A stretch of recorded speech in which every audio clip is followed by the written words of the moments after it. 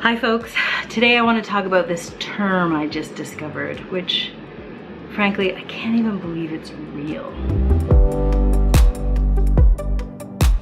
Okay, it's toxic masculinity. That's right. Toxic masculinity. Have you heard of this? I can't even believe this is real. Every part of me is like, what? No! Because it's crazy.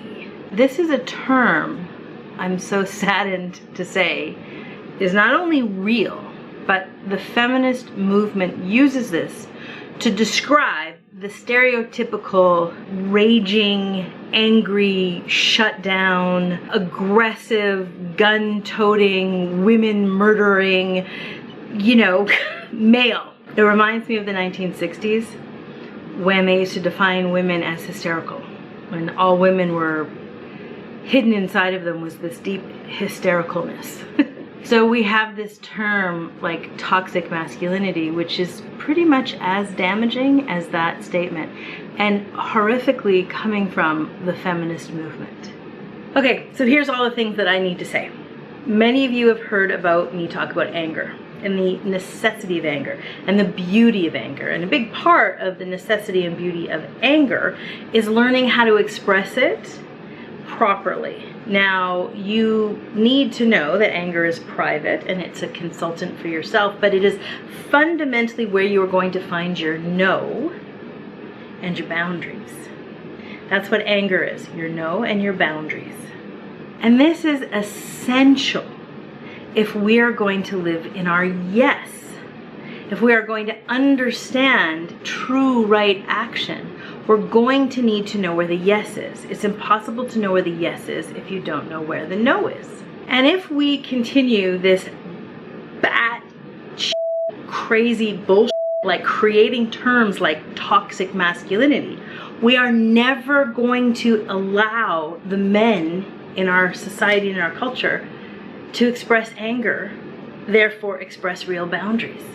It means none of the men in our world can have them because they are being pinned with this horrifying stereotype and suppressing it, which is already the case, folks. Already the case. In exactly the same way that defining all women as hysterical was to absolutely miss the mark and to misunderstand the injustice, the internal rage of injustice that was going on. And when we misdefine it like this and we do this horrific damage to it because we miss what's really going on and we miss being able to serve and support it. And so toxic masculinity is the same horrifyingly damaging, crazy misrepresentation of what's going on. And here's what's going on.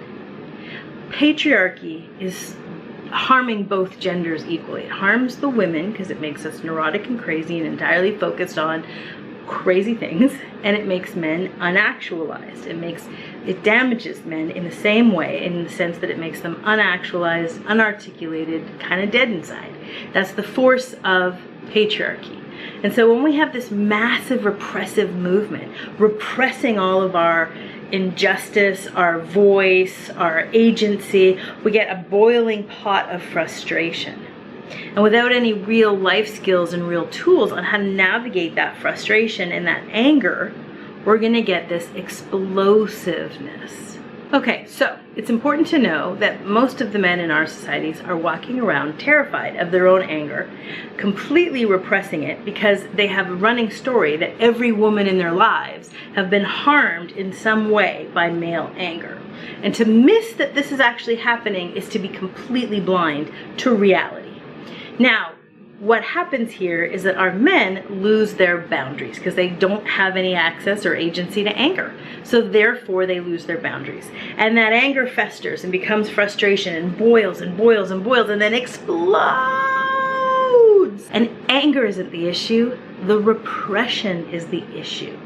You're not being harmed by anger, you're being harmed by the explosion. Anger isn't an explosion, anger is natural boundary setting. And this is important. So I just had to take today's segment and really address this because I recently came across this term and I am so disheartened, disappointed, and just shocked yet again at how insane as a culture and a society we can be. And I just want to put it out there for all of us, men and women. We need to understand the impact of patriarchy. And we need to understand that we have every right to our anger, and learning how to navigate that anger is going to massively bring us much more aligned, much more into right action in our lives. So if you need a hand with how to navigate anger, go ahead and check out my YouTube right here. And I also have a great blog entry called Anger. And I just want to put a call out that we start supporting our own anger so deeply, and we start to recognize that we have really prevented men from having any real access or real agency to their true boundaries and their true no by the movement of patriarchy. And it's the same for women, and we really need to reintroduce this into our lives, embrace this so that we can actually stand for what is true. So I'm going to sign off here today, and I'm sorry for the rant, but I am so heartbroken to come across this term, and doubly heartbroken to realize it's coming out of feminist community. And I just had to say something. But I'll see you next week. We'll talk about some more interesting stuff, and hit that subscribe button. That's how you and I will meet again.